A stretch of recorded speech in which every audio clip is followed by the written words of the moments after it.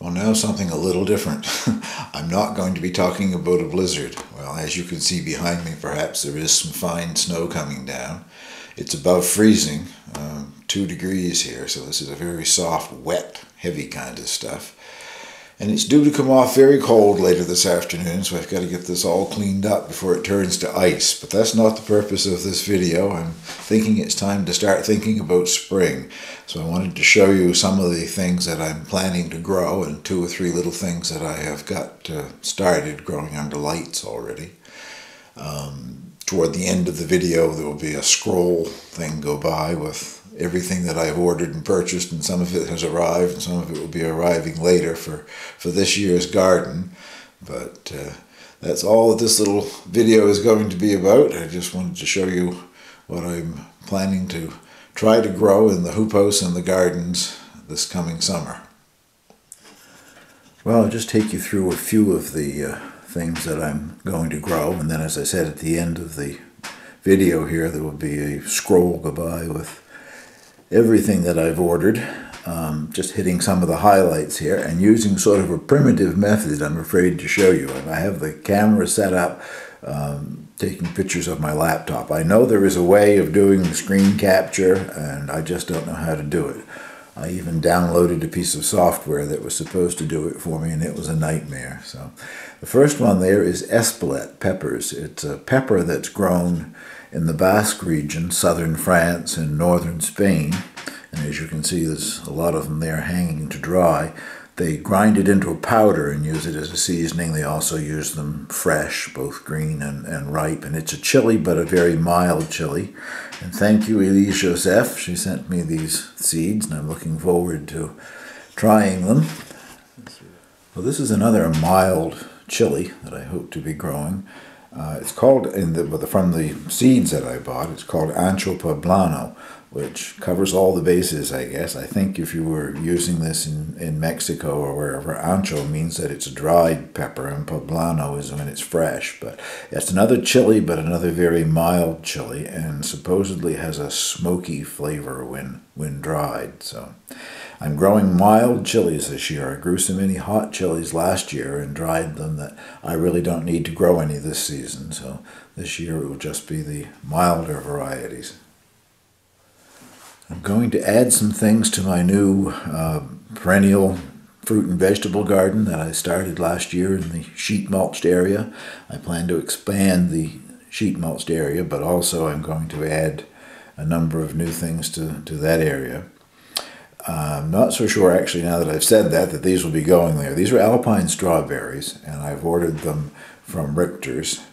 I ordered one plant, which is a full-grown plant that probably would produce fruit this year. But they also sell plant plugs, which are just started little plants. And when I get them, I will put them on into 4-inch pots and grow them on. But I'm thinking that I will probably grow these in the hoop house, in that long, narrow bed that I have growing in it. Garlic last summer. It's only a foot wide, but it's 16 feet long. And I'm thinking if I put there would be altogether 13 plants, I guess. If I put those in that bed, I'd be able to control the runners better, and I think it would be a better utilization of that bed, because tall things don't grow very well in there. They end up touching the plastic of the hoop house. But alpine strawberries, I'm hoping they'll be something like the fraises sauvages that I've had in France before. They sort of look similar. The little wild strawberry, anyway, a bit bigger than our native wild strawberry, I guess. And this one is definitely going in the new perennial area. This is an elderberry called Bob Gordon, and I've also ordered a pollinator for it, called Elder Wildwood. Bob Gordon, according to Richter's, is their heaviest producing elderberry. The only time I ever used elderberries was a few years back. A friend of mine had cultivated elderberry, and I was given the fruit, and I made a combination wild crab apple and elderberry jelly. It was lovely. So that's my plans with these. It'll be several years before they produce any fruit, but they're going to grow probably next to the cabin in the perennial area, and I hope to have some in a few years' time to make some jellies and jams with. These are a chocha, which is a cucumber substitute and grown in Central and South America. The seeds were sent to me, however, from Switzerland, David, and they work with Nature Channel. I'm anxious to give these a try. One of the things that you'll see here later on that I've already got one started in the house. They're quite small, and they're both cooked and eaten raw in salads, so I'm looking forward to seeing what happens with these. And this is the last one that I'll highlight in this little series of photographs here. This is called cucamelon, or Rob Bob, who grows them in Australia, they call them mouse melon. Anyway, they're very small and also a cucumber substitute and growing in tropical areas. So I'm going to have to try to grow them in the hoop house, and I have a couple of seedlings that you'll see here in a moment. Well, with minus 11 degrees and a fresh blizzard every other day, we're expecting another one now, with a possibility of 50 centimeters. I'm looking for some signs of spring. I guess with the days lengthening, light getting more intense, my little olive tree has decided to grow new foliage, so perhaps it thinks spring is on the way here. It's a very tiny little whip of a tree that I bought last fall, and it had a few new leaves come on it shortly after I repotted it, but now every place all the way up and down the stem where there's another little branch, there are more leaves coming out. Excuse me. If I can get this thing to tilt or not.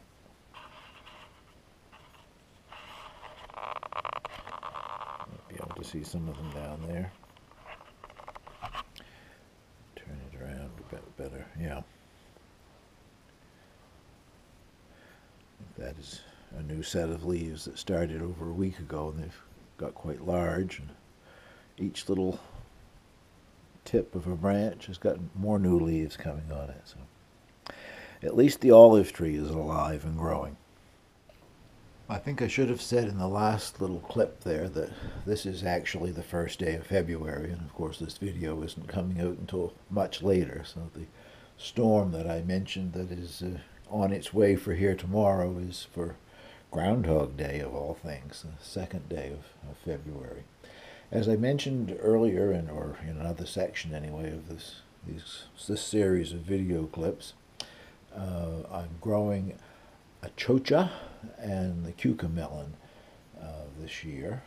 And this is the achocha. These are two little cucamelons, or as Rob Bob in Australia calls them, mouse melons, I guess. I'm quite sure they're the same thing. They look very identical anyway in the photographs. Both of them require heat, of course, which we don't have a lot of here even in the summertime, and a long growing season. So I'm going to attempt to keep these going through the winter until I can put them out in the hoop house, which won't be until sometime in May. So they may get out of control and this won't work. I have more seeds. I will start some later on if that's necessary, but I thought if I'd give them a bit of a head start. Germination was good. I only planted one of the achocha seeds and it came up, and I planted two of the cucamelons and they both came up. So I will separate the cucamelons into two separate pots as soon as they've grown a couple of true sets of leaves. And over here, if you can get in on it, without me dropping you on the floor, that is.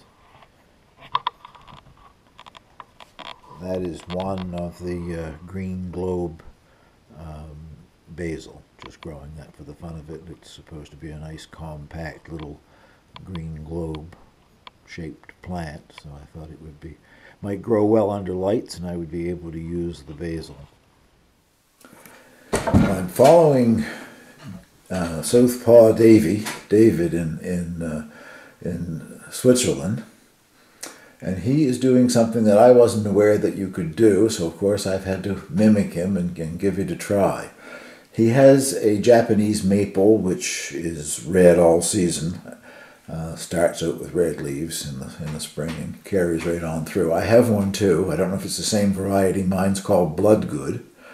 Anyway, he has taken cuttings and is trying to root them, and he has read and researched that this will work, so I've had to give it a try. You see, get my hand behind them, make them any better to see or not. These are the cuttings off of my Japanese maple called Bloodgood. Been in the soil, I don't know, 10 days maybe. Anyway, the little buds are starting to swell, and I can see red, so they're going to bring out leaves. And since I was doing it, I had to give something else a try. I also have a very hardy magnolia called a red star. No. Royal Star magnolia tree. It's not that saucer-shaped magnolia. It's a large, frilly white blossom, but I've had it for a number of years. It's now probably 12, 15 feet tall and it's covered in blossoms most springs. So I've taken 3 little cuttings off of it, and this one is a blossom bud, which I probably should just cut off of there, but didn't have the heart to do it. So that's something that I'm going to be watching for the rest of the winter, and hopefully I'll get a number of these lovely Japanese maples to put around on my property and other locations. Well, what follows now is that scroll that I promised you. I guess it's over top of a bit of time-lapse maybe that I did of some of the recent snow coming down, but it goes by slowly in a scroll and shows you what I have ordered, and some of it has arrived and some that I'm waiting for it to arrive in the spring.